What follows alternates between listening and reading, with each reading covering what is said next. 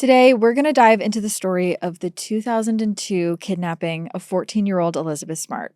Her abduction in Salt Lake City, Utah, captured headlines across the country and sparked a months-long hunt full of wild twists and turns. The investigation was slow going, but then, finally, after months of false leads and red herrings, Elizabeth's parents made a desperate gamble that would either bring her home or cost her her life.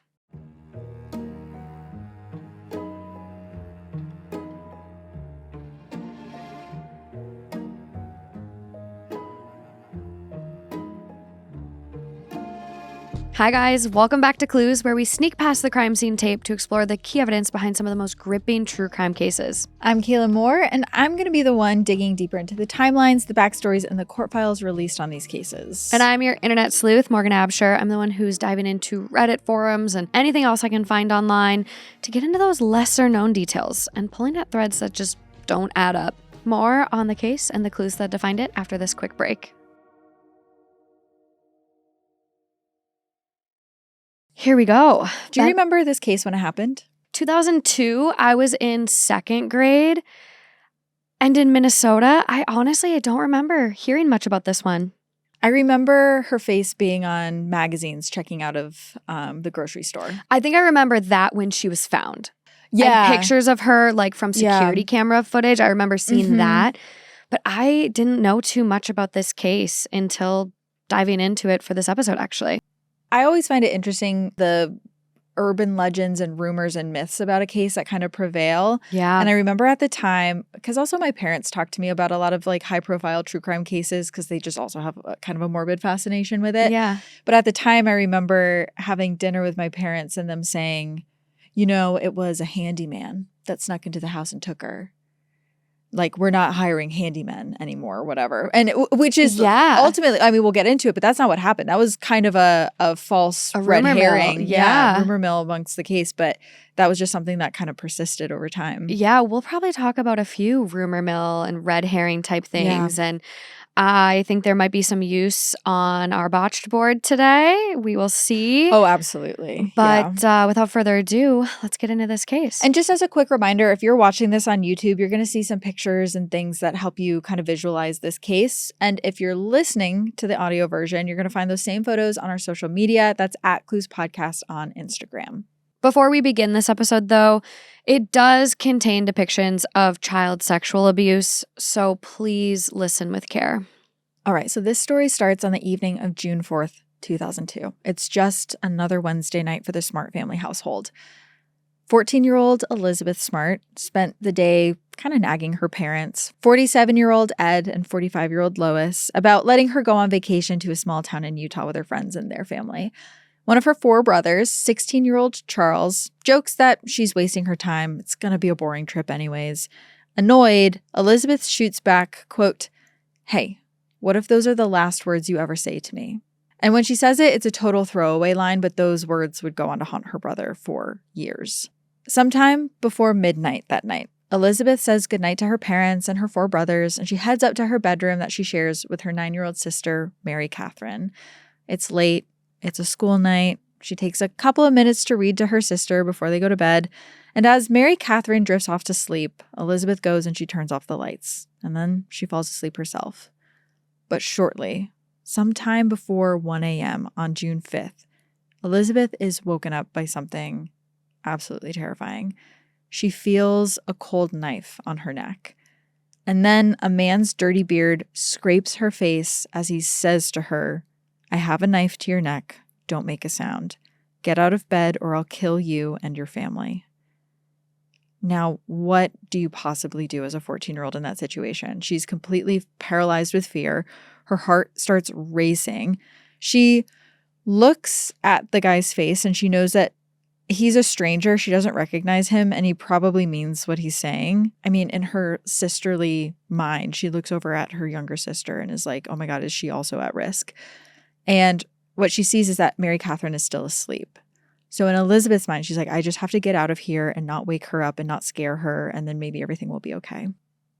So she gets up slowly with the stranger, who ends up kind of pushing her down the hallway past her brother's rooms, and they go out of the kitchen door onto the back patio. But what's even more heartbreaking about this specific part of the story is their house had an alarm system. And the minute the door to the outside opens up, there should have been a loud shrieking noise throughout the house that woke everyone in the family up. But there was an error when this alarm system was installed, and this particular door was not connected to the rest of the alarm system. So when they leave the house, there's no sound. No one in the house has any idea what's happening. Which, how insane is that? The one door. Well, it makes you think off the bat that whoever was doing this knew about the one door that wasn't connected. A little bit of an inside job, maybe? Mm-hmm. As they exit the house, the kidnapper tells Elizabeth that he's going to take her hostage, and they start walking uphill away from her house, past the windows of her neighbors who are sleeping in their beds. They walk towards the Wasatch Mountains that are looming ahead of them. And I mean, every step of the way, it's just getting darker and darker, and Elizabeth is getting farther and farther away from her home. And it just starts looking like she really is going to be taken hostage by this person. But before we continue the story, let's talk a little bit about who Elizabeth Smart is. In 2002, she was a 14-year-old girl from one of Salt Lake City's most prominent neighborhoods called Federal Heights. There's big houses there, perfectly manicured lawns, families that don't even really lock their doors. It's, by all accounts, a safe community, and the people who live there are very trusting of one another. A lot of them belong to the Church of Latter-day Saints, and so does Elizabeth and her family. They're very steeped in Mormon traditions, I would say. They don't drink alcohol. They don't drink caffeine. They go to church regularly. A bunch of the family members even went on missions to spread LDS messages. And as for the Smart family dynamics, Elizabeth was the second oldest in the family.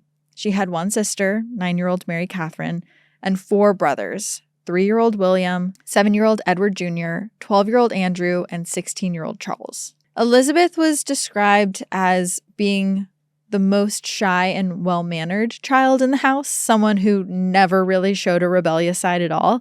She also was very talented. She played the harp. She was even featured as a soloist at a big concert for the 2002 Paralympic Games. But success was kind of par for the course for the Smart family in general. Ed Smart was a real estate and mortgage broker and a construction contractor who had been working on the family's own house for 6 years. They were constantly renovating and improving this house. Yeah, and when you guys see a picture of this house, I feel like when you say big house, it kind of doesn't do it justice. This was a big house. It was beautiful. Yes, and they were always working on it too. There was a lot of renovations happening at this house because he wanted to sell it once the construction was complete. As for his wife, Lois, she was a stay-at-home mom who managed having 6 children in the home. And in general, they were a very big, close-knit family. Every night they would have dinner at 6 o'clock sharp. They would go to church together. They supported each other. They were very deeply involved in their LDS congregation, or ward as they called it. And because of how close they were and how involved the family was, Elizabeth is not the only person in this story that we're going to focus on today. Actually, the next part of the story really focuses on Mary Catherine, because even though Elizabeth thought Mary Catherine was sound asleep that night when she was taken by this stranger, it turns out she was not. No, and that brings us to our first clue, Mary Catherine's eyewitness statement. Mary Catherine had actually heard Elizabeth wake up that night, and she heard the man threaten Elizabeth. And to her, it's dark, she can't hear that much, but she did think the voice sounded vaguely familiar, but she just couldn't quite place it. I mean, Mary Catherine was super scared during this, so she did stay perfectly still, hiding under the covers and pretending to be asleep until she heard the 2 of them leave their bedroom. At that point, she actually snuck out of bed and raced to the bedroom door and peeked around the door frame, just trying to catch a glimpse of who this person could be that's abducting her sister. That's amazing as a 9-year-old. I literally just got full-blown chills. Yeah. To be that brave, you get out. Yes. What if he grabbed you? Of course. Wow is all that comes to mind for me. And so she was able to get a glimpse of him at this point. He wasn't very tall, about the same height as her brother Charles, who's 16. So maybe 5'6" or 7. Also, just at 9 years old to be making height measurements of this person and really getting a good glimpse at him so you can It's just amazing. I know. She also was able to see that he wore light-colored clothes, a light-colored hat, and carried a bag of some kind with him, maybe a backpack or a small duffel bag. She did have a hard time getting a glimpse of his face because it was so dark and how scared she was of being seen. Like, she didn't want him to come back and get her. So she didn't stare for too long and wasn't really able to come up with a description of his face. Mary Catherine waited a little while in their room after this, just kind of frozen and terrified that the man might come back for her too. So finally, at 3:58 a.m., about 3 hours after Elizabeth was taken, she ventured out of her room and ran to wake up her parents. So as soon as Mary Catherine tells her parents what happened, they both immediately spring out of bed. Lois ran to the kitchen, and that's when her heart dropped. She saw that one of the windows was actually open in the kitchen, and someone had cut a hole in the mesh screen with a knife, and that's how they entered the house. At 4:01 a.m., Ed called 911, and 12 minutes later, the first patrol officer arrived. Meanwhile, Ed and Lois start making really frantic phone calls. Ed dialed his entire family, as well as friends and fellow members of their LDS church. The entire community starts leaping into action to support the Smarts, which is fantastic in some ways and very helpful, but it can hinder an investigation in others. It definitely can. I mean, we see this in other cases like John Benet Ramsey. Absolutely, where people just start coming over and moving stuff around.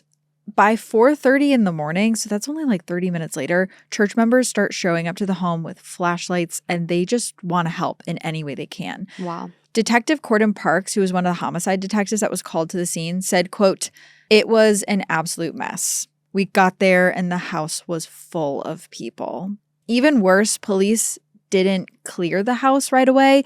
They actually didn't start tracking visitors until almost 3 hours later." Yeah, I see you marking the botch board. I'm getting ready. They don't get people out of the house. It's 6:54 a.m. before they start getting people to just leave the house so they can start investigating. But by that point, dozens of people, some are unidentified. They don't know everyone that was in the house, but they had already trampled through this crime scene. Yeah, a lot of contamination.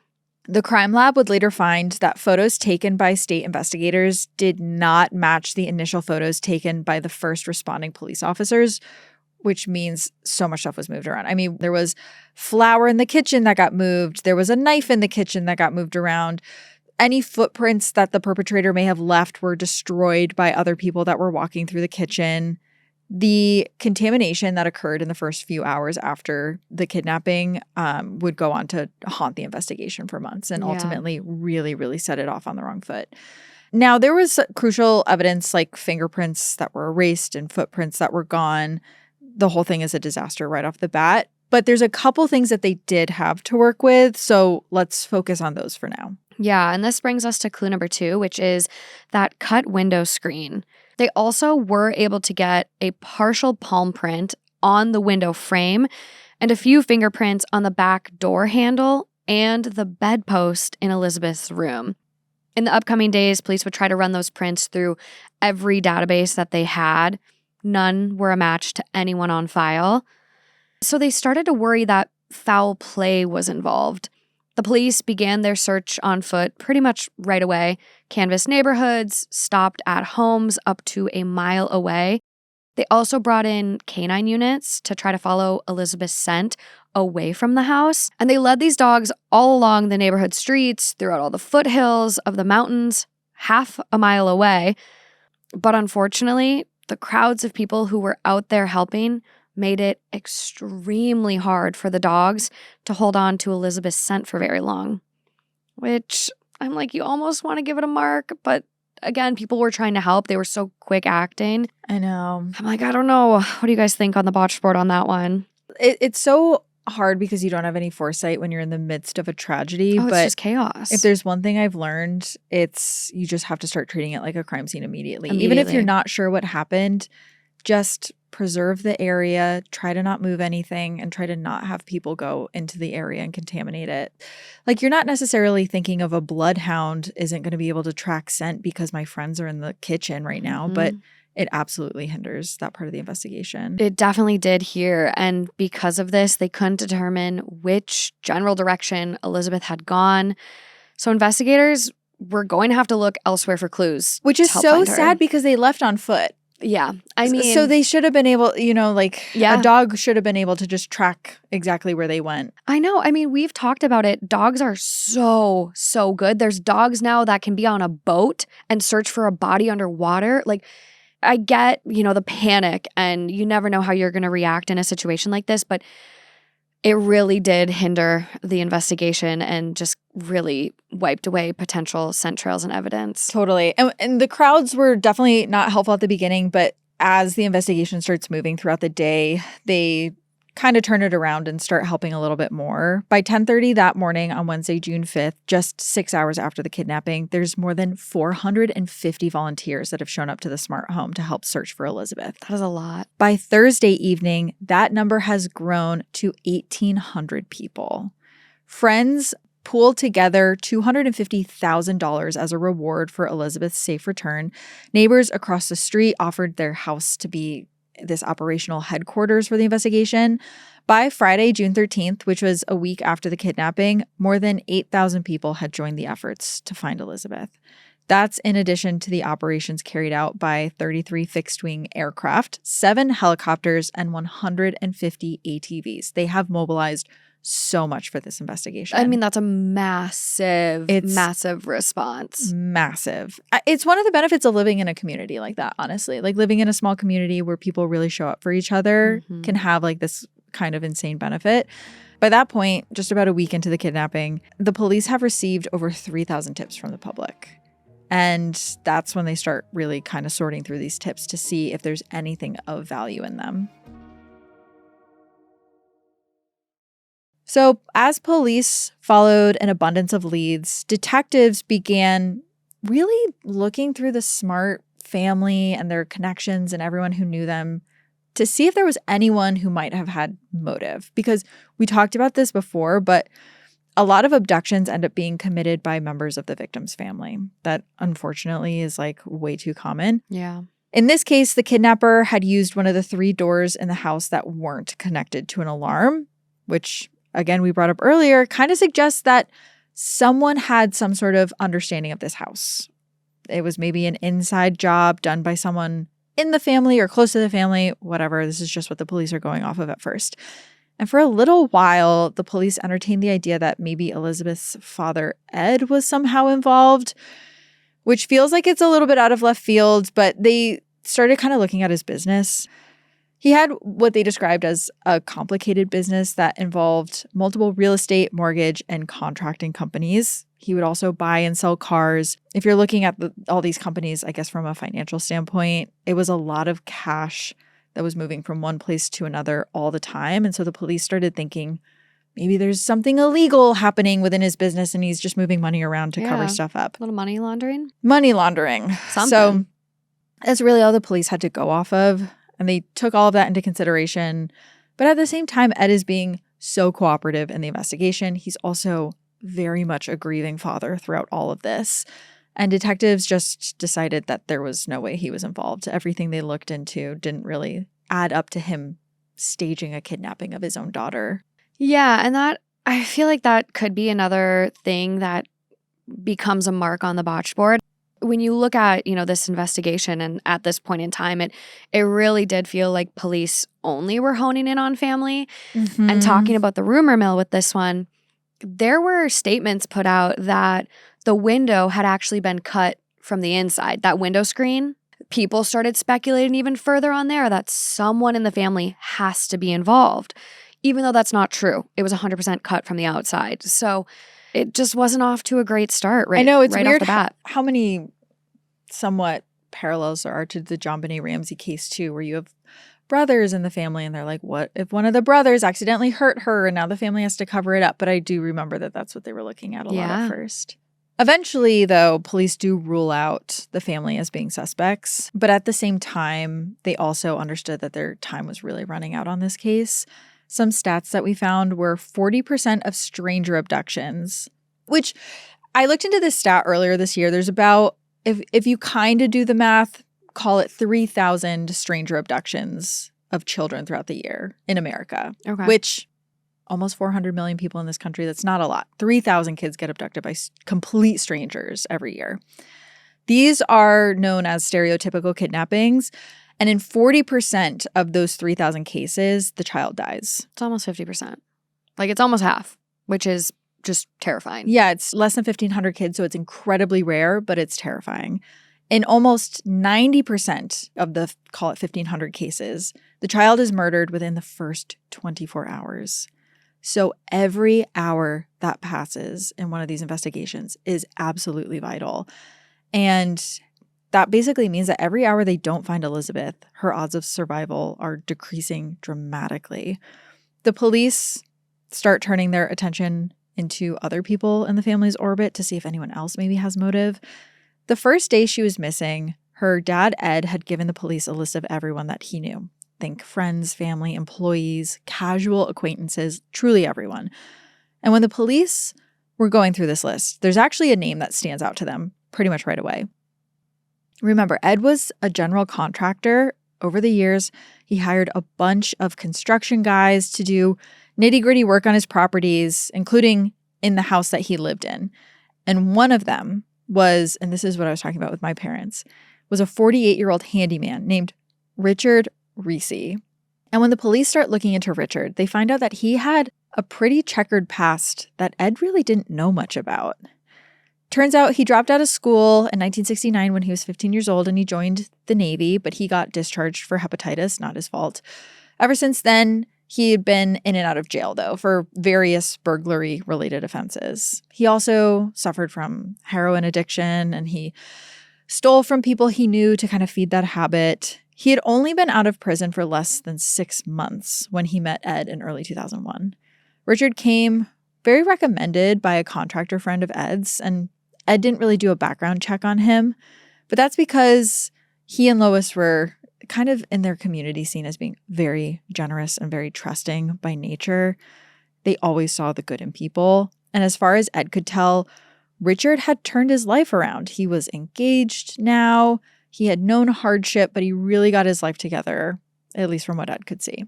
And also, Ed learned that Richard had actually lost an 8-year-old son to a drunk driver years back. So Ed offered Richard a job doing carpentry work as well as other odd jobs around the house. When he learned that Richard didn't have a car, he even offered to give Richard his white Jeep Cherokee as payment for his work. But in early June 2001, so about a year before the kidnapping, Ed ended up firing Richard for theft. And that brings us to clue number 3, the missing bracelet.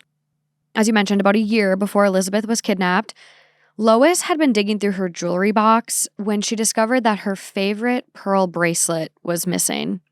On June 8th, 2001, they ended up going to the police and reporting the theft. And Ed knew that 3 of his contractors had been working on the house when the bracelet disappeared, including Richard. So he actually confronted all of them. But each one denied having anything to do with the theft, Richard most of all. He told Ed that the police had given him a polygraph to prove he hadn't stolen the bracelet and that he had actually aced it. Except this was a lie. The police never polygraphed anyone in relation to the theft. And so, of course, this is like a really big leap to go from potential theft to kidnapping. But at this point, police were willing to follow any lead they had. However, Richard's alibi about where he was on June 4th and 5th in the hours when Elizabeth was taken seemed to check out. On the 4th, he had worked a normal shift at a nursery and then watched his 11-year-old stepson get tutored by LDS missionaries. He cooked dinner for his family and actually invited those missionaries to join them.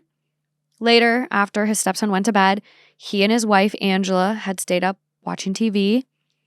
And Angela confirmed all of this. The missionaries confirmed all of this. But Angela said that she did take a heavy sleeping aid that night, the night Elizabeth disappeared, which meant that Richard could have been out of the house that night around 1 a.m., and she just wouldn't have known it. And when police kind of look into where they live and, could it be possible? It did seem possible. He could have traveled the 30 minutes from his home in Shadow Ridge Estates to Elizabeth's home in Federal Heights, kidnapped her, stashed her somewhere, and then returned home without his wife Angela noticing. So on June 14th, they call Richard back in for questioning, and at this time they take a blood sample, hoping that Richard will test positive for alcohol and be in violation of his parole. They basically want to get him in custody for something so they can search his trailer and force him to answer even more of their questions. And Richard's blood did end up coming back positive for alcohol, so 2 hours later, they arrest him.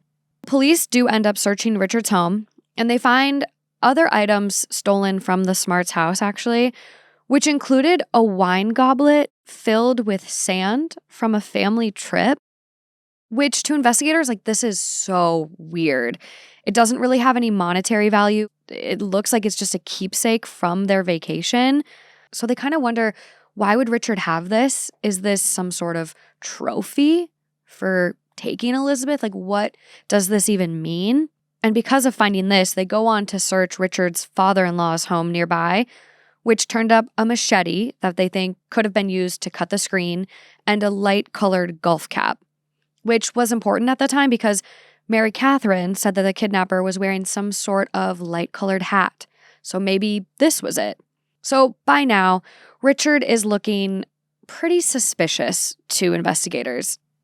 And it makes even more sense it could be him because he knew the layout of the home. He had been working there. He could potentially know details about the broken alarm system and how those doors weren't connected. And it seemed like maybe Richard had a pretty solid motive. And that was backed up by his own words even. Because apparently, he had once told a friend that he would sooner kill a witness than end up back in jail. So after a week and a half of searching, it looked like the police finally had a solid lead. This could be their guy. But they still needed to find Elizabeth. Police ended up interrogating Richard for 22 hours straight. And you've seen some of this interrogation. Yeah, the clips, you guys, from this, it is so intense to one point where Richard stands up from the table and is just irate, and the investigator kind of recoils back. Well, we'll put a clip in here for you guys. Oh, you want to hear some f***ing shit? You want me to make up some bullshit? No, I don't want you to make up bullshit. Well, there's too many things that don't. Well, I don't give a find out who in the f*** did this shit. Well, that's what I'm working on. You've got 5 or 6 guys working on it. I've got 80 guys. Well, why ain't you working coming up with something? I'm sitting in this room talking. I've taken lie detectors, I've given blood, I've done every thing you guys have asked But you me. didn't pass. It seems like he was under intense pressure. He ends up at this time admitting to stealing the bracelet, amongst other things, from Ed and Lois. And the police end up asking also about the Jeep, the one that Ed gave him. And there's a reason why they do that. Richard had apparently dropped his Jeep off for repairs sometime in May of 2002, but he picked it up on May 30th, before the repairs were finished. Richard then brought it back on June 8th, 3 days after the kidnapping, and the mechanic said that Richard was acting really odd when he did this. It was not his usual loud self. The mechanic said the Jeep was covered in mud like it had been off-roading and had about 1,000 extra miles on it. That is a lot in just a few days. Yeah, it looks really weird. And the mechanic did say he also saw Richard take a machete out of the truck, which objectively is wild. If it's walking like a duck and quacking like a duck, you start to think, oh, that's a duck. Richard, though, says that all of this was complete nonsense. He said that he did not take the truck from the mechanic during that time. He said that the mechanic was either mistaken or was straight up lying. He repeatedly declared that he had nothing to do with Elizabeth's abduction. And desperate to prove his innocence, he ended up begging to take a polygraph test, and he passes it. As for forensic examination of the Jeep, it comes back clean. Contrary to what the mechanic said, the crime lab didn't find any signs of the Jeep going off-road. But the police, now with this in their head, even if it's true or if it's not true, the police have still heard it. And so they still believe that Richard knows something about what happened to Elizabeth. He was the only suspect that they had with any means, motive, any opportunity. So they decided to keep him in custody until they could get him to talk more. But then, just 7 weeks after Elizabeth's kidnapping, Richard starts seeming like a less likely suspect because it appears the kidnapper tried to strike again. At 3 a.m. on the morning of July 24th, 18-year-old Jessica Wright was jolted awake by the sound of a picture frame crashing on the floor in her bedroom. Jessica was Elizabeth's cousin, living about 20 miles south of the Smart home. When Jessica looked toward her window, she saw something absolutely horrifying. There was a knife blade cutting through the window screen from the outside. Someone was trying to break into her room using the exact same method that they had used to kidnap Elizabeth. But this time, the intruder ended up being stopped. The window had a security screw that prevented it from opening fully, and Jessica, when she sees this happening, starts screaming, and that wakes up the whole house. The would-be intruder ends up fleeing into the night, and when the police arrive, they discover that there's actually a chair propped outside the window, and that's what the person was using to try and climb into the house. They dusted for prints, but they didn't find anything useful. And despite the obvious connection to Elizabeth's case, many of the officers on the scene thought it must have been a prank. And Morgan is grabbing the botched board. They didn't do too much with this. They really thought it was a hoax and did not care that this happened at all, even with a similar MO. Horrible. Honestly, the cousin of someone who was just kidnapped in the exact same way. Come on. She saw someone cutting through with a knife. A prank might tap on the window, but to cut through a screen with a knife, again, the same method? Come on, guys. Botched. After police question some of the family and some of the neighbors, they file a report and then they just move on from it. But then a month after that, there's this other kind of shocking twist in the case. On August 27th, Richard Reesi went to a court hearing regarding his involvement. Afterwards, he was brought back to his cell where he told a guard that he was having trouble breathing. He ended up collapsing and fell into a coma that day. 2 days later, on August 30th, Richard died from a brain aneurysm. And that was really the death of the only lead police had. Up until his death, he'd maintained his innocence in Elizabeth's kidnapping. The police did not necessarily believe him, but now they had lost any chance of proving that it was him. Yeah, and they were going on the news being like, it's very important he stays alive. Like, they were still, as this man is in the hospital, going out and publicly being like, well, he better not die because this is all we got. Like, it was, the coverage was crazy. Wild. And it seems like after he dies, the case really cools off. They're like, I don't know, we had one guy and he died, so what do you want us to do about it?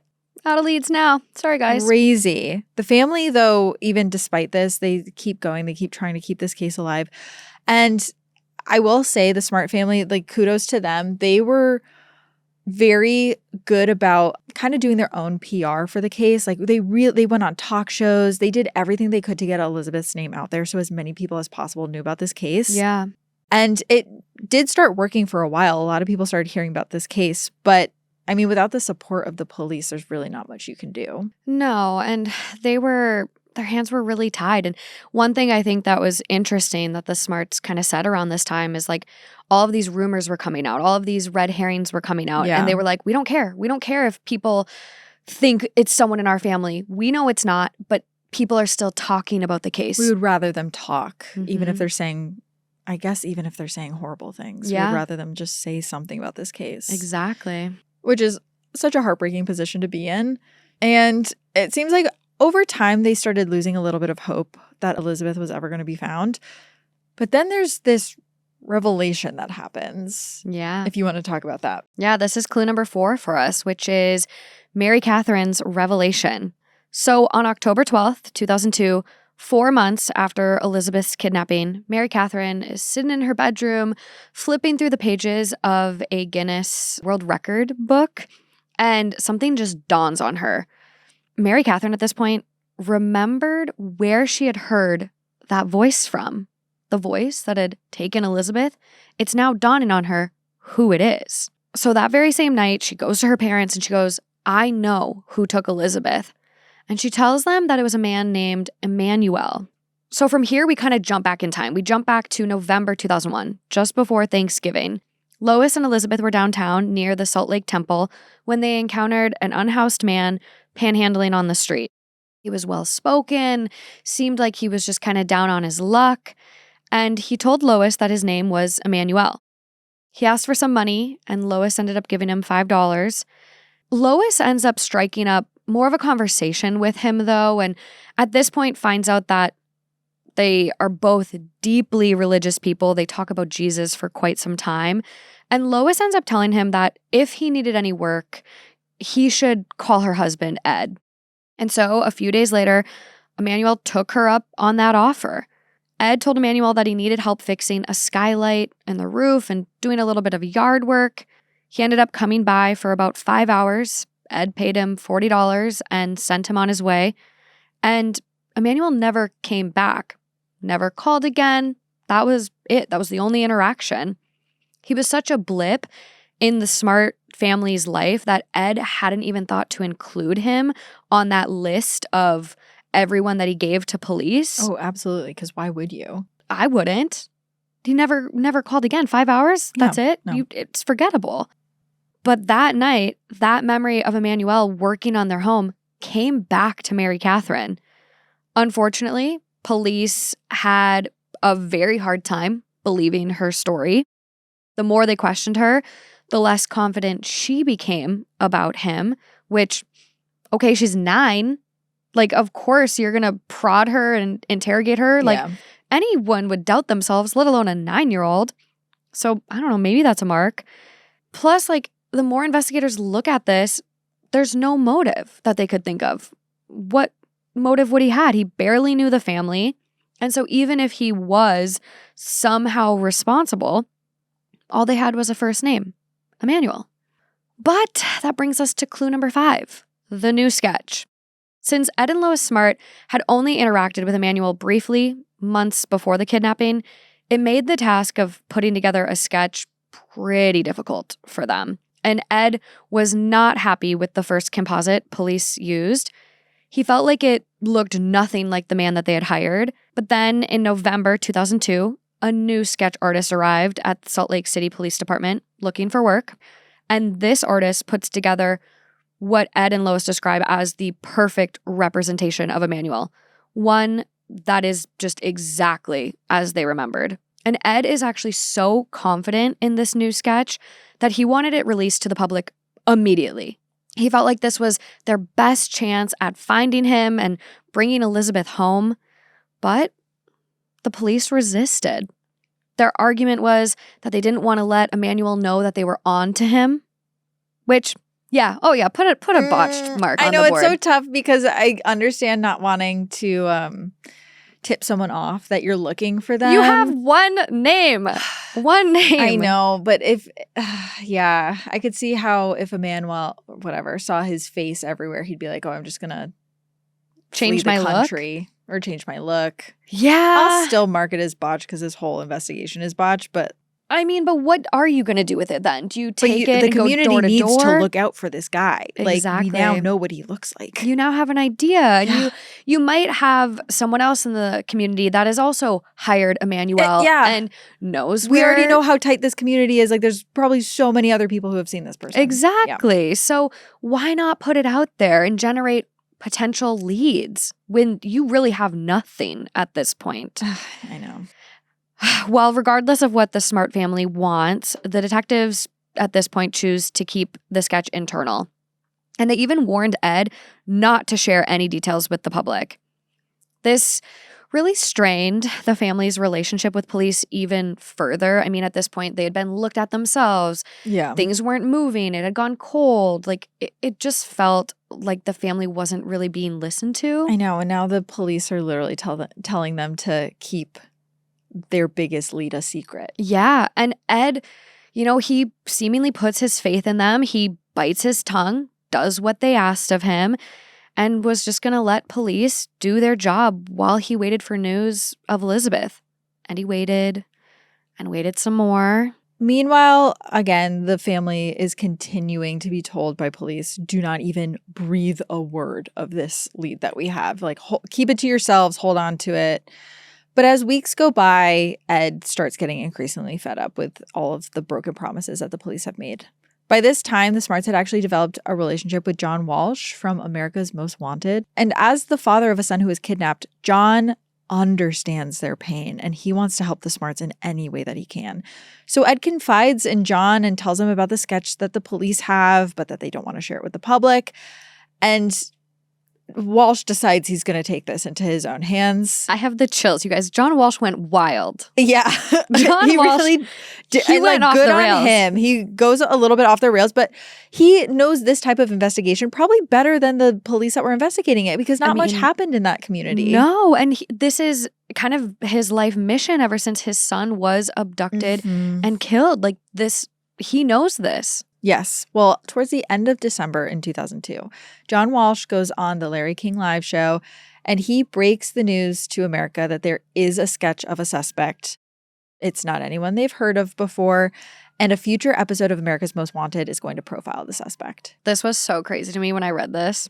Because that he just did this? He just went off the rails, did it. And then everyone's like, Ed. And Ed was like, yeah, I didn't know he was going to do that. Sorry. Ed was pretty surprised when this happened. He didn't know that this segment was going to air, and he wasn't really ready to go public with the information yet. We have a quote here from him that said, I didn't know Walsh was going to do that. I'm surprised he said what he said. We were working with the police. And so you can tell that still deep in his heart, Ed is hoping that the police pull through and continue this investigation. And seemingly he didn't want to piss the police off to where they didn't care about Elizabeth's case anymore. Which, isn't that insane that as you're dealing with the disappearance of your daughter, you're also playing the politics game of who am I rubbing shoulders with? Who am I pissing off? Who am I? And all you want to do is find your daughter. I know.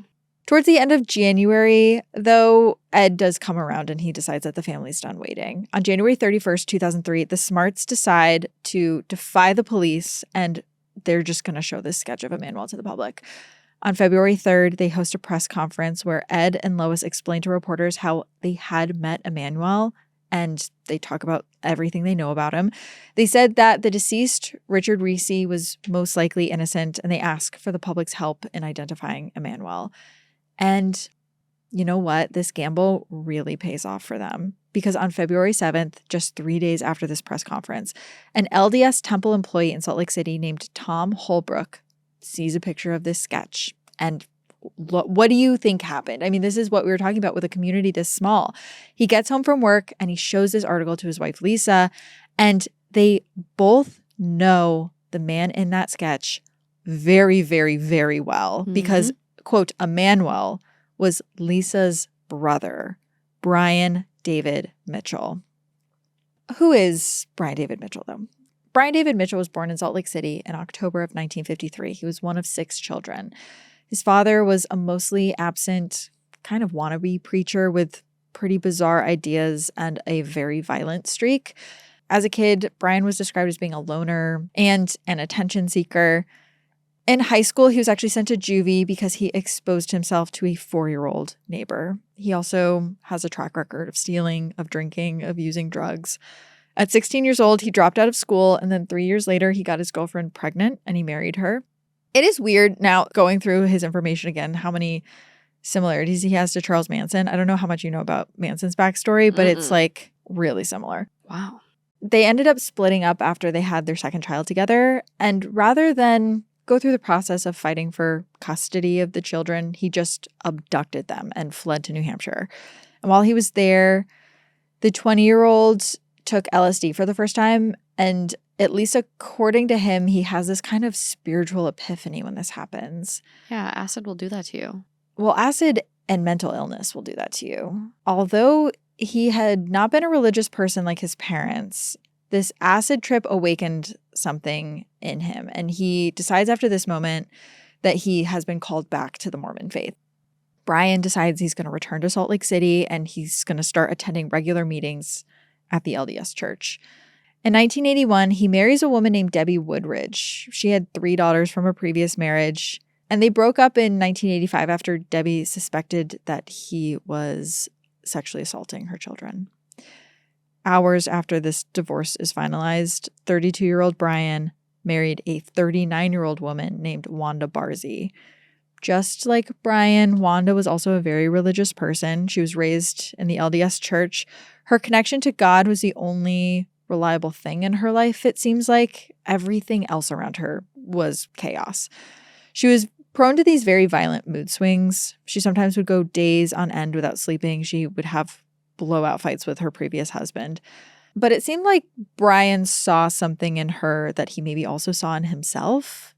He was kind of like the Wanda whisperer in a way, because when she would have these really intense mood swings and maybe would get violent, he would just lay his hands on her head and he would utter a blessing. And this would like immediately calm her down. Whatever he asked her to do after this, she would give. And wherever he went, she would follow. But I mean, as you can imagine, he starts leading Wanda down a very dark path once he realizes kind of the power that he has over her.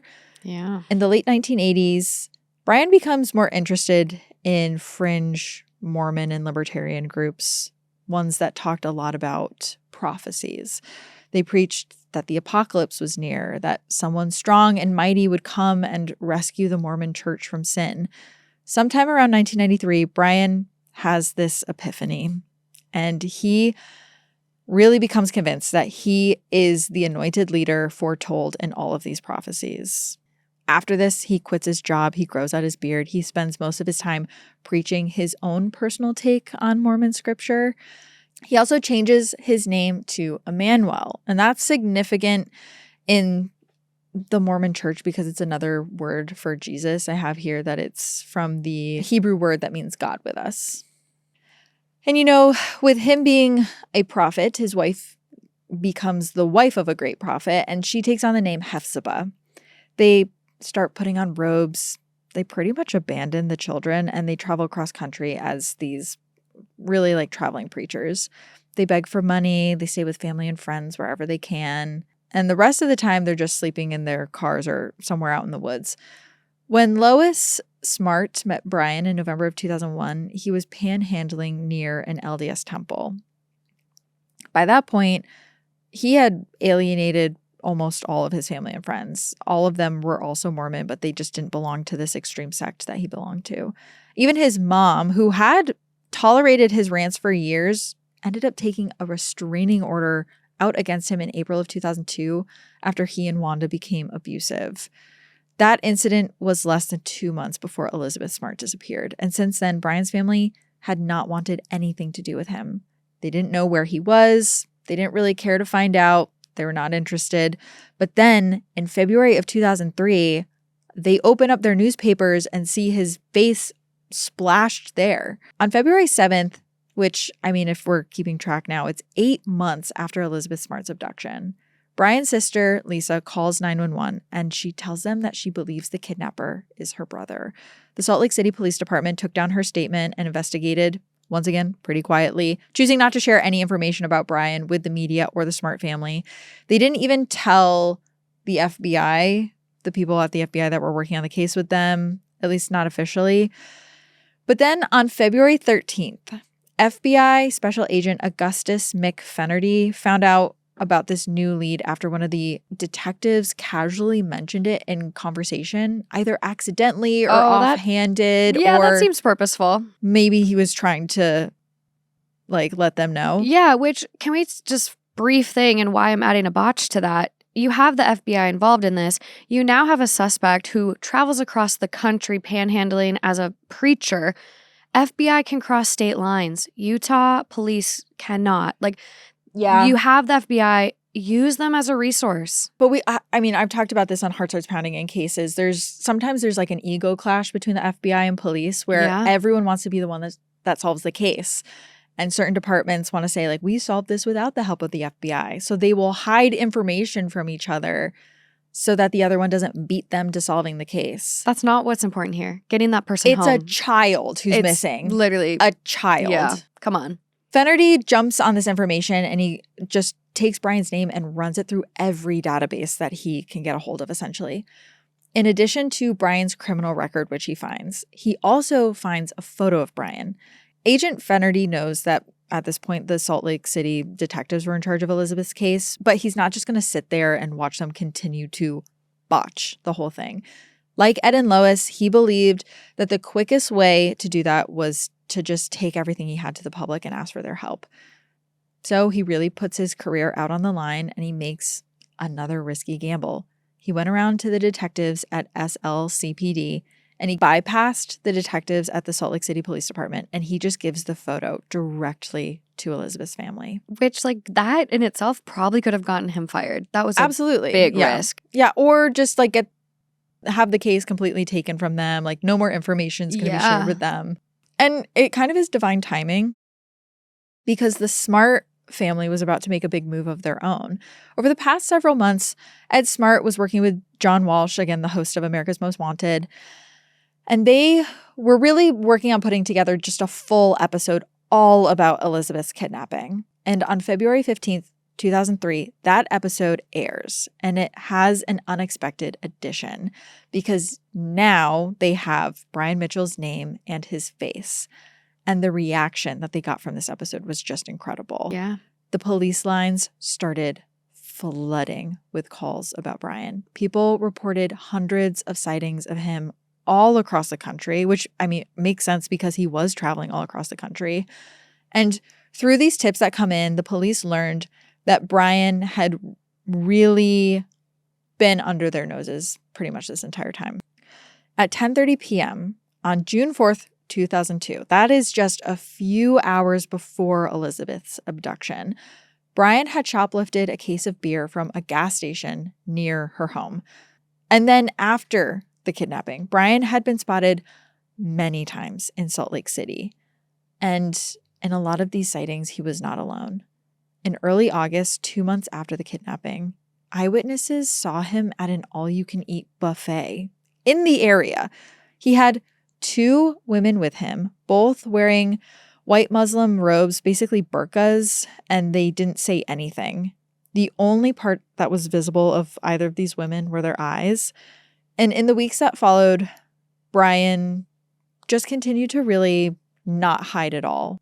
He was panhandling on street corners, his face just out in the public amongst that tight-knit community. He was seen buying booze from convenience stores. He would do his laundry at public laundromats in the area. He also was using a lot of opportunities to preach his own version of Mormonism that he had basically come up with. But as he was doing this, he had 2 companions the entire time. These 2 women that followed him everywhere, to restaurants, to homeless shelters, convenience stores, and even the downtown library. At the end of August, Brian and these 2 women even spent 5 days in an apartment 1 block away from the police station. Brian brought the women to a party once, and there's a photo of this too, which we're going to pull up, and I want to talk about it. But during this party, the 2 veiled women stood in silence while Brian got so drunk that he had to be thrown out of it. And I have it here, Morgan. You can see this is very clearly Brian and Elizabeth. Yeah, so you have 3 people in the photo. You have seemingly a woman on the left, completely veiled, just the small strip of eye, a little bit of forehead showing, a normal party goer in the middle, and Brian on the right. In a similar, like, matching robe, but not covering really any of his face, except he's got like a cap on. But if you saw these people walking about, you would just think, yeah, like they're extremely religious and they have matching outfits. And in this photo, he's with what looks like a young girl who has this 1,000-yard stare. She looks like the shell of a human being. Yeah, very shell-shocked. Very shell-shocked. So after this party on September 27th, he gets stopped for shoplifting again by police, but because this is only a misdemeanor, they let him go. And not long after that, Brian reappeared in Lakeside, California, just outside of San Diego. No one remembers exactly when this happened, but he set up a tent in a public park and he lived there with an older woman and a teenage girl, I imagine the one that we saw in the photo. And he claimed to people who stopped and talked to him that they were his wife and his daughter. All of this time, the 3 of them were seen wearing robes, but the women were not wearing veils at this point. Their faces were exposed. On February 12th, 2003, only 3 days before the America's Most Wanted episode aired, Brian was arrested after getting drunk, breaking into a church, and passing out on the floor. He was released on February 18th on probation, 3 days after the episode aired. The judge who let him out obviously had not seen this episode because, Brian's face was all over it. Yeah, missed that one. For the next 2 weeks, the police hunted for this man who had just been in front of their face the entire time. Hiding in plain sight. They had to use so many resources to find this guy that they literally had in custody, 12 times we just talked about. Crazy. At 12:51 p.m. on Wednesday, March 12th of 2003, 281 days since Elizabeth's abduction, multiple people spotted Brian and his 2 companions near a bus station in Salt Lake City. This time, the episode had aired weeks prior at this point. And at this point, the 2 women he's with are not wearing veils and they're not wearing robes. They're just in jeans and T-shirts. They were reported looking like they hadn't slept in a while, but other than that, they just looked like everyday people. 2 separate couples that were driving in cars recognized Brian from this episode, and they immediately called 911. And 2 minutes later, a patrol car pulled up alongside Brian, and the 2 officers questioned the trio. They asked Brian for his name, and he just pulls a name out of the air. He says his name is Peter Marshall. He had given that name a couple times before, but it was just made up. He told the police that, he and his family were messengers of God since they were on this holy mission. They didn't really need a driver's license or other forms of ID, so they just didn't have any of those things on them. The cops become immediately suspicious of this. They had been looking at flyers with Brian and Elizabeth's faces on them for months. The teenage girl that they were looking at that was with Brian seemed pretty unkempt. Didn't really look like she had showered in a while. And they could see that she was wearing what looked like a wig because it was a different color from hair that was poking out from underneath. There was blonde strips of hair that were poking out. And even with that, they could tell that she looked familiar. One of the patrol officers ends up turning to the other and says, "Hey, that looks like Elizabeth Smart." However, when they asked the teenager her name, she insisted that it was Augustine Marshall. So then they just start asking her more questions. They ask about her age, her birthday, her social security number. She ends up telling them that she was from Miami, Florida. And one of the officers, kind of thinking on his feet, asks her to give a Miami area code. And she can't do it. She can't think of one. So at this point, a couple more cops start showing up. And they reassured the girl, "You're safe." But they know that she's not giving a real name. So they start pressing her, like, what's your real name? What's your real name?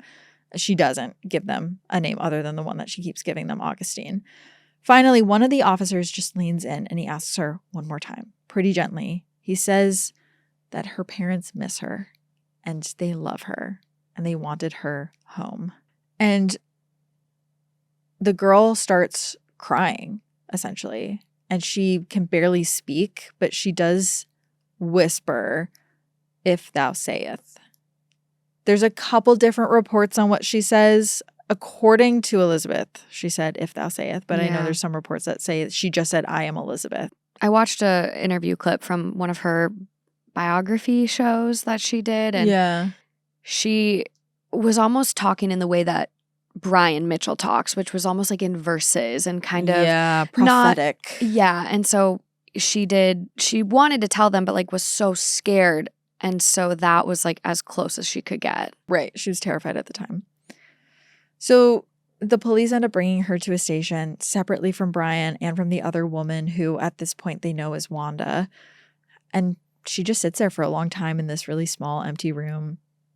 But then the door opens and her father walks in. And he looks at her matted hair and her shaggy clothes. And he just runs towards her and holds on to her. And he starts crying, filled with this unimaginable sadness and relief. And he says, "Elizabeth, is that really you?" Even he, looking at her, could not believe his eyes. But she had finally come home.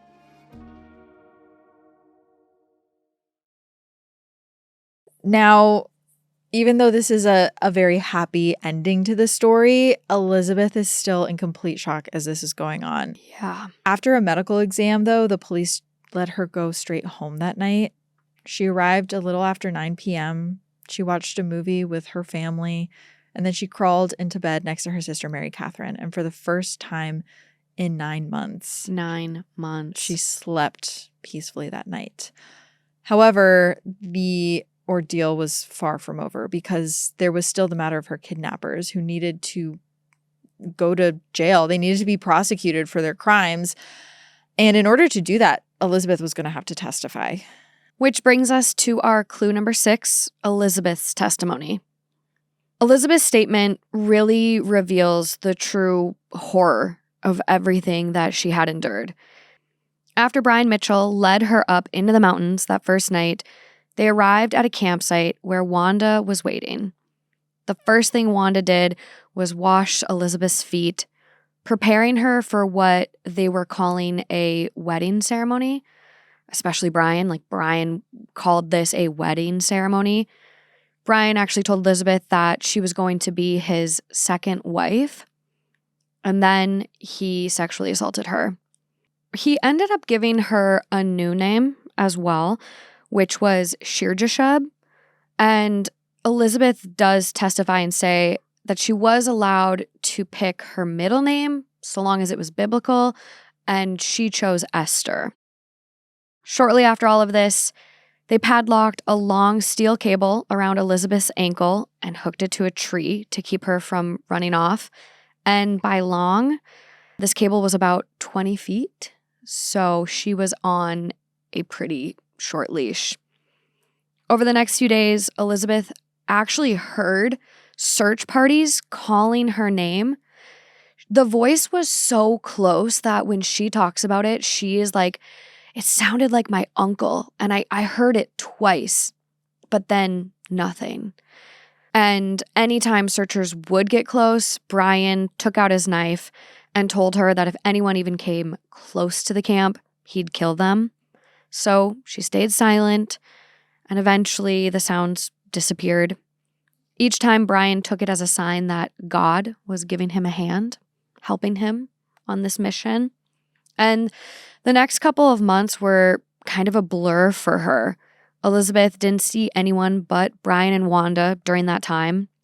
Brian assaulted her daily while Wanda stayed outside the tent. He told Elizabeth that she was Wanda's handmaiden. Elizabeth learned that basically meant her enslaved person.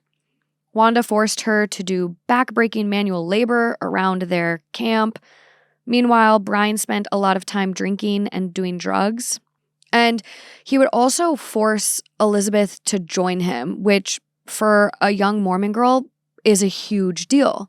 They don't drink alcohol. No, I know. I read a little bit about just all of the things he was forcing her to do went against her Mormon values, and that was really hard for her. Yeah, she talks about that a lot because, I mean, purity culture is so promoted. It's just like the standard, like there is no sex before marriage. So to then have that taken from you and be assaulted, I mean, she was dealing with a lot of feelings about that, and it was tragic. And then the drinking, and he kind of justified all this by saying that, like, because I'm this prophet, a clean soul purified by God, he could do anything he wanted because he always had God's blessing. And as a part of God's plans, he needed more wives. And, you know, maybe this is my hot take for the day. Like, it just seemed like he was going to do everything in his power to break her. Like, anything she cherished as, like, a part of her and a belief she followed, like, he was going to make sure that got crushed. Yeah, even taking her name. Even taking her name. You are name. not Elizabeth anymore. You are this thing that I've christened you. Yeah. I did actually just look up the name that she was able to pick, Esther, is very synonymous with courage in the Bible. So she at least was able to, like, have that. Have something. Yeah. This treatment was so terrible. In some accounts I've seen from her, like, she was starved for days at a time, wasn't really given any water. I mean, it was horrendous. And Brian just kept talking about how God wanted him to marry 7 virgins who would bear divine offspring. And after Elizabeth, he still needed to take 6 more. So one day Brian is talking to Elizabeth about how his mother had taken a restraining order out against him, and he happened to mention the neighborhood where his mom lived. And without thinking, Elizabeth just kind of blurts out that her 15-year-old cousin, Olivia, also lived in that neighborhood, in that area. And Brian's eyes just lit up. And so soon after, he told her and Wanda that Olivia would be his next wife. And sure enough, on July 24th, Brian attempted to kidnap Olivia from her bedroom. But again, the media kind of played a role in this a little bit because they initially reported that the 18-year-old cousin, Jessica, was supposed to be the target. Right.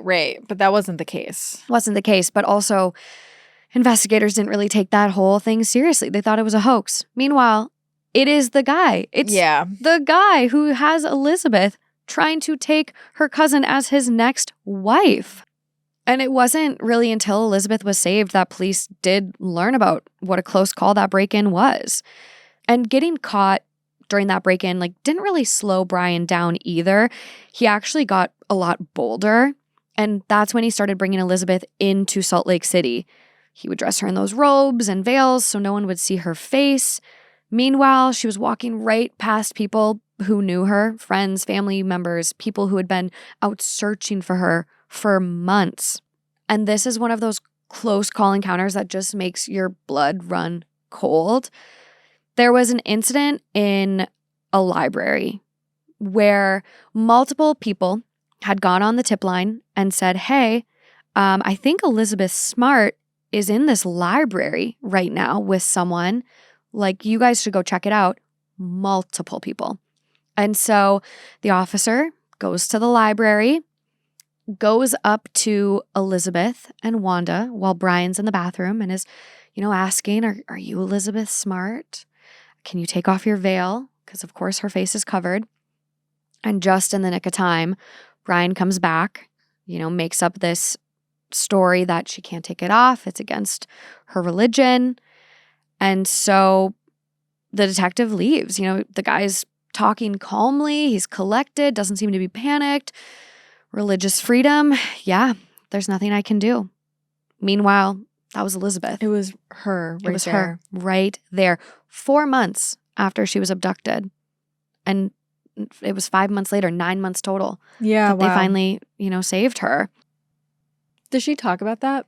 She does. I mean, she was so terrified. And under the table, I believe it was Wanda was squeezing her leg to not say anything. And, Brian had so much fear instilled over her that I will kill your family, I'll hurt people, I'll take another bride, just all this stuff. So one thing that Elizabeth talks about in a thread on Reddit, it is actually from the r/IamA subreddit.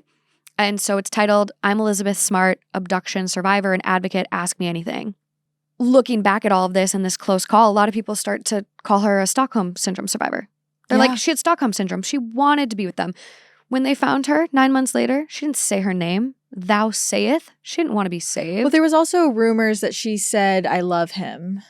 A lot of rumors about that. Oh, when the cops were trying to take her away, she was like, no, but I love him. Mm-hmm. And I don't think that ended up actually happening. No. And so in this subreddit, someone asks her this question. What misconceptions about your abduction would you like to make people more aware of? And Elizabeth replies, I couldn't just run away. I couldn't just scream out. Everything I did to survive. I never suffered from Stockholm syndrome. I never identified with my captors or cared about them. Every decision was made with survival in mind. Yeah, that's so interesting because what I was saying earlier about rumors and myths that have persisted about this case, one of them being that she was obsessed with them, that she really cared about them, that she was saying, I love him.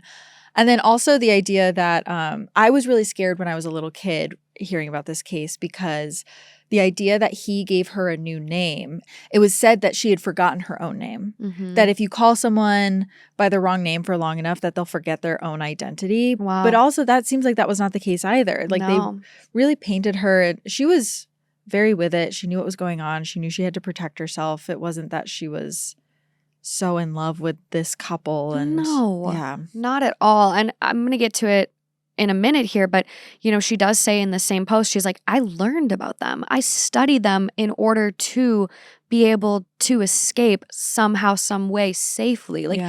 she was very with it, very smart. Mm-hmm. And so after this close call at the library, Brian decided to take them to California. But California was a disaster. They were unhoused, nearly starving, living in these makeshift camps around San Diego. Him and Wanda constantly fought about Elizabeth, how Brian was spending too much time with Elizabeth.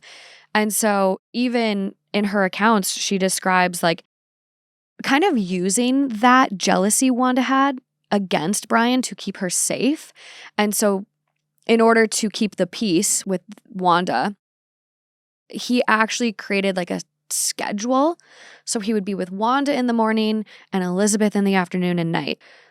And there were instances where Brian would try to assault Elizabeth during the day, and Elizabeth would be like, Wanda would be upset.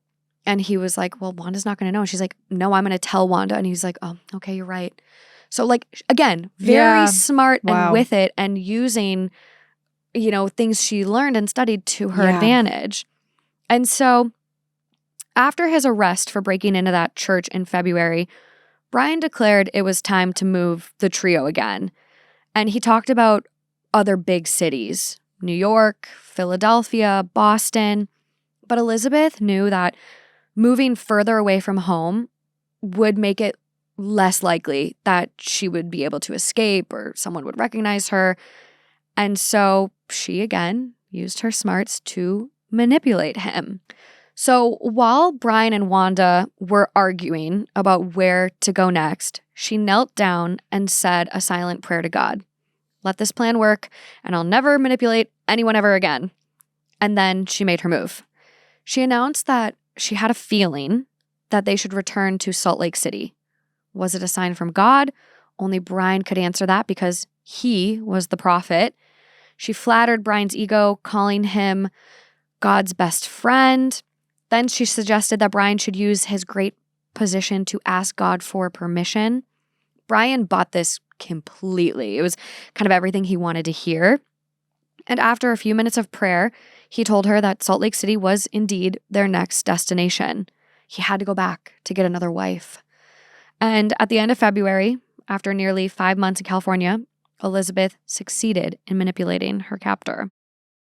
It was really this desperate gamble, and it paid off because it led her right back to where they were able to get her. And she essentially saved her own life in that move because minutes after they stepped off that bus in Salt Lake City, Brian and Wanda were arrested. After the arrest took place, one of the biggest questions that police had for Brian was why Elizabeth?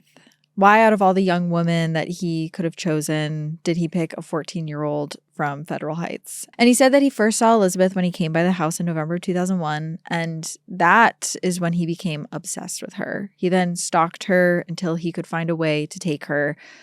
And his really the only criteria he had for his wives were that they were Mormon and that they were virgins. Prosecutors really thought they had a rock-solid case against Brian and Wanda. They had Elizabeth's testimony that she had given. They had all of the physical evidence, and they had Wanda, who eventually started cooperating with them. But they were hit with this legal challenge that ended up really delaying the justice in this case for years. Both Brian and Wanda's defense attorneys claimed that their client suffered from severe mental illness and that they weren't sane enough to stand trial.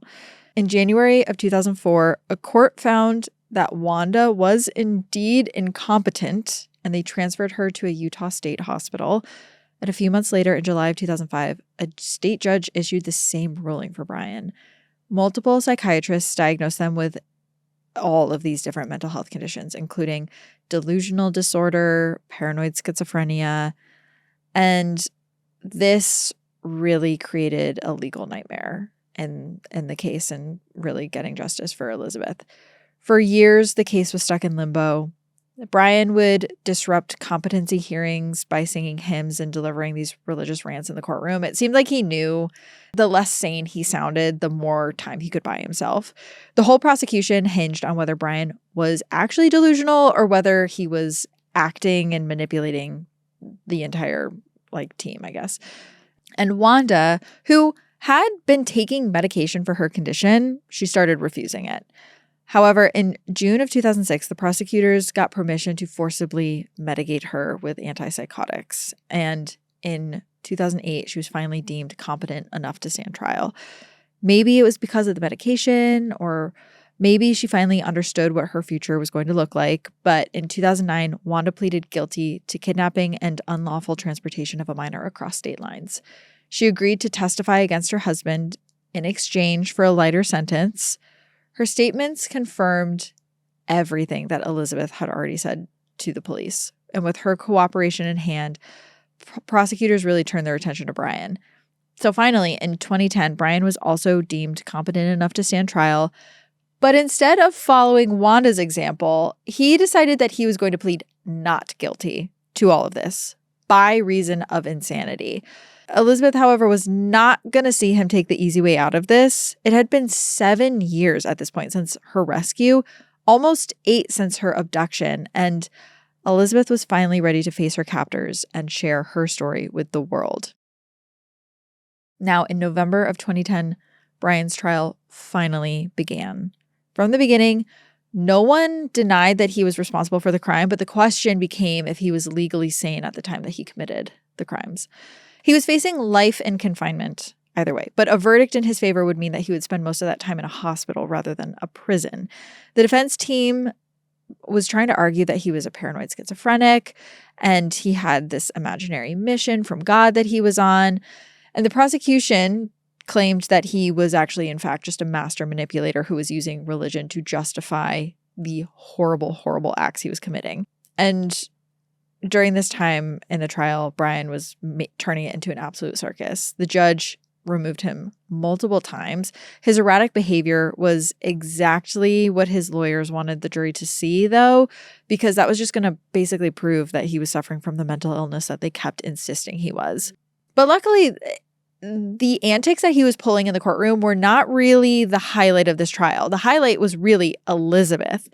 She really had to work through a lot of her trauma. Elizabeth had really, against all odds, gone on to live an amazing life since she was released. She had finished high school. She finished college. She majored in harp performance. She said that music helped her heal. In 2009, she visited France as a Mormon missionary, and that's where she met her future husband, Matthew. Mm-hmm. By the time the trial had began for Brian, she had really grown into being this strong-willed adult, and she was determined to see justice done. She took the stand in the trial and really did not shy away from any of the horrible details about captivity. She was not going to hide anything. She wanted everyone to know exactly what had happened to her the entire time she had been held captive.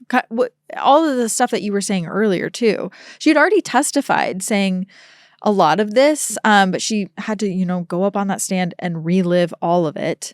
And what's interesting, too, about this is on that Reddit thread, she even says, I was so scared about people knowing exactly what happened to me.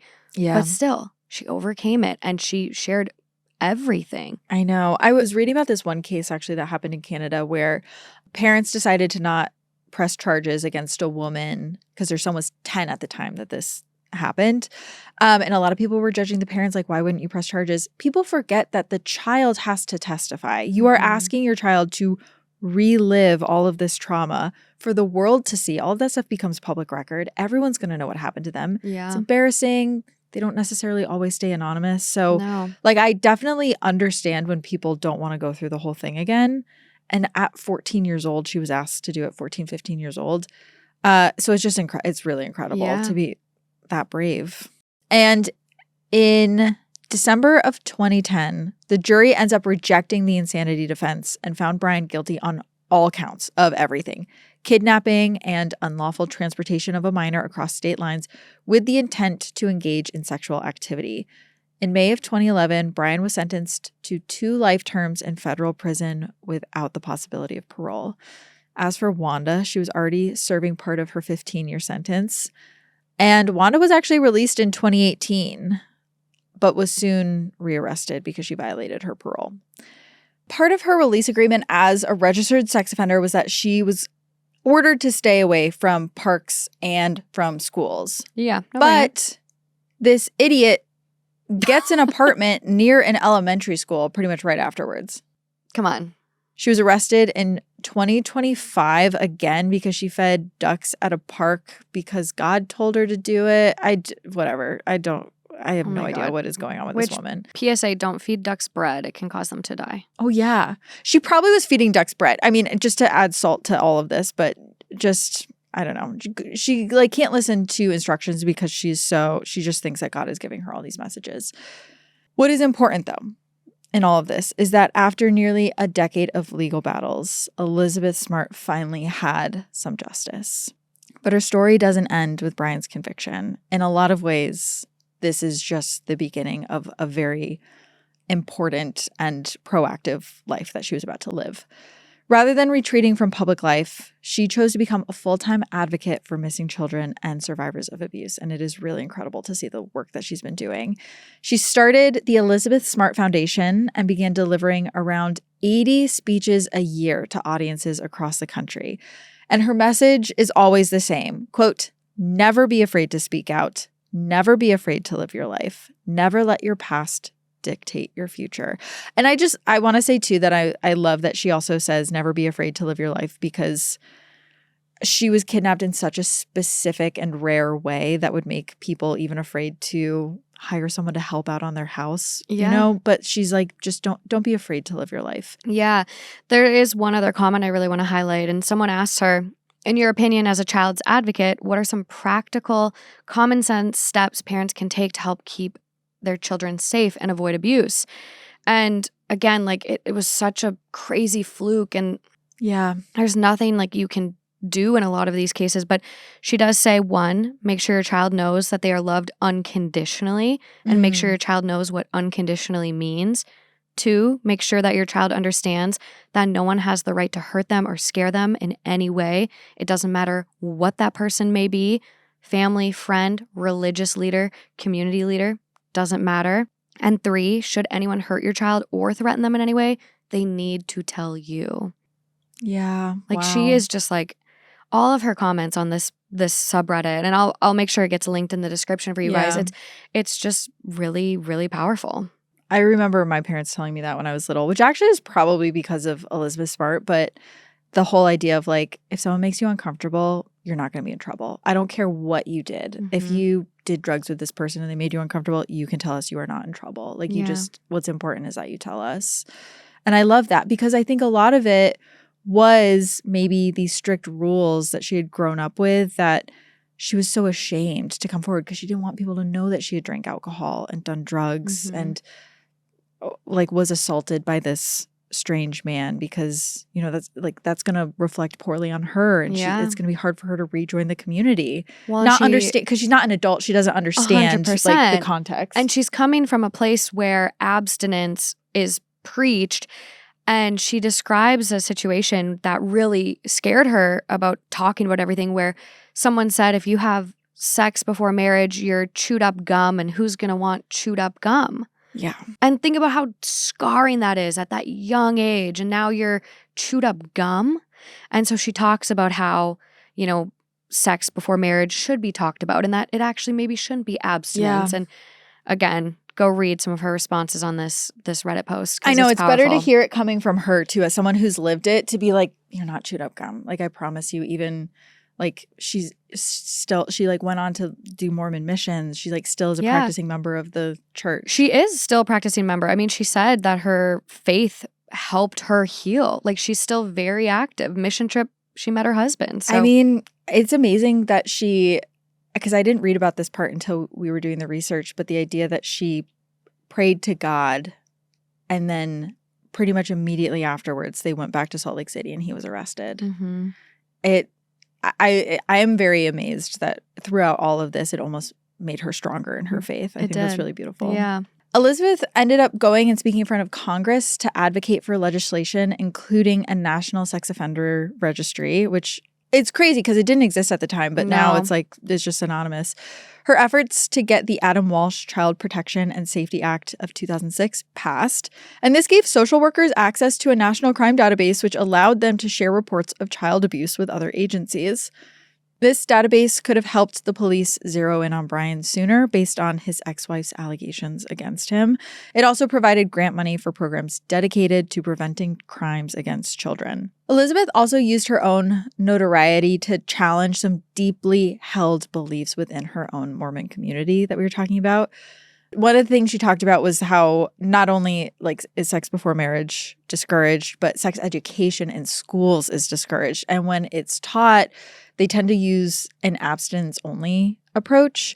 And she always felt like those beliefs created stigma for victims of sexual assault. Because in that sense, if it's violated, you've lost your purity, even though that's not the case when you're assaulted at all. And it's really these comments that sparked a national conversation about how we talk to young people about sexuality and consent. And Elizabeth continues to use her own story as a way to teach resilience. She published a memoir called My Story in 2013, followed by a book called Where's the Hope in 2018. One of the reasons why I keep going back to this story is because it's also just a way to highlight Elizabeth and the amazing work that she's done, because I think more people need to know about the work that she's actively doing. Absolutely. And also, I want to give a shout out to, Elizabeth is a huge hero in this story, but her sister, Mary Catherine, also being the one 2 months later identify a guy she knew for just a few hours as a 9-year-old. To have that memory be like, oh my God, I know who did it. Mm-hmm. And to be right and to trust her gut even when she was being questioned by police, and that's so scary. And I know. what's going to happen if I'm wrong is incredible. So just she's another big hero to me in this story. Absolutely. I mean, hearing her talk it's just crazy. And to get out of bed. I mean, as we were going through this, I'm like, oh my God, she's 9 and being so brave and she's so brave. Trying to get any information she can to hopefully save her sister. And yeah, she ultimately did. It was a 9-year-old girl and a 14-year-old girl who really did more than even the FBI. I know. Truly. And I do just want to take a note. I know a lot of people are questioning, well, why didn't that detective have her take down her veil? And I know there are, religious protections. However, he could have called in a female officer, because under the laws in this country, you can have someone take down their veil, but you have to provide reasonable accommodations and do it correctly. That could have been done. There were a lot of tips that came in, reporting, seeing them together outside of the library experiences. There's actually a thread, and it's on r/Salt Lake City, and it's titled, Hold Up, Elizabeth Smart's kidnapper was a well-known local, and everyone knew this guy. He was known as the panhandler Jesus guy, because he made himself look like Jesus. And there's multiple people on this subreddit that said, I actually reached out to the tip line and I said I saw them on a train, and I was helping as a part of the search with Shriners early on, and we were not in the area at all that I saw them in. And so many people were really trying to help, and it's they were hard. Failed so many times. And it's so hard, right? You're getting 3,000 tips. Not all of them are going to be credible, but better systems should be put in place so that when you do get good, reliable tips, you can follow them and you can bring someone home sooner and safely. And I just think, all of this is kind of a testament to there's better ways to do this. And thank God Elizabeth was smart and learned these tactics and got herself out, essentially, because it could have been very bad. And with that, do we want to go to our missing person of the week? Yes, because clearly getting the word out is important. Yes. This week, we wanted to highlight the case of Matthew Spencer. This came in from a listener. We're reading your comments when you're suggesting missing people to cover. Matthew is described as being 28 years old when he disappeared, white, and his last known address was in Spanaway, Washington. So on August 5th of 2025, Matthew Spencer was driving from Las Vegas to Houston, Texas. His vehicle was last seen by an ALPR camera in Flagstaff that same day. His vehicle is a silver Hyundai Tucson with a Washington license plate, CJM2235. His last contact with family was on August 6th, and he has not been heard from since. His last internet activity indicated that he broke down somewhere between Belmont and Williams off the I-40. If you have any information on Matthew's location, you can contact the Coconino Sheriff's Department at 928-774-4523. the Flagstaff Police Department at 928-774-1414 or Silent Witness at 928-774-6111. And that is all we have for this week's episode. Thank you guys so much for joining us. This was obviously a big case to cover, but now we just want to hear from you all. Thoughts, feelings, feedback, theories, anything. Feel free to leave notes in the comments. We read a lot of them. And again, this is, a well-covered case, but it's still so important to highlight and raise awareness and talk about all that Elizabeth is doing in terms of advocacy. So it's a big one. And again, at Crime House, we really value your support. So please, again, share those thoughts on social media. Remember to rate, review, subscribe, and follow Clues to help others discover our show. And if you're hungry for even more content, we've got you covered. For more exclusive content, monthly bonus episodes, early access, and ad-free listening, join our Crime House Plus community on Apple Podcasts. We're going to be back next week with another case to unravel. And until then, keep searching, and we will see you next time on Clues. Bye, guys. Bye.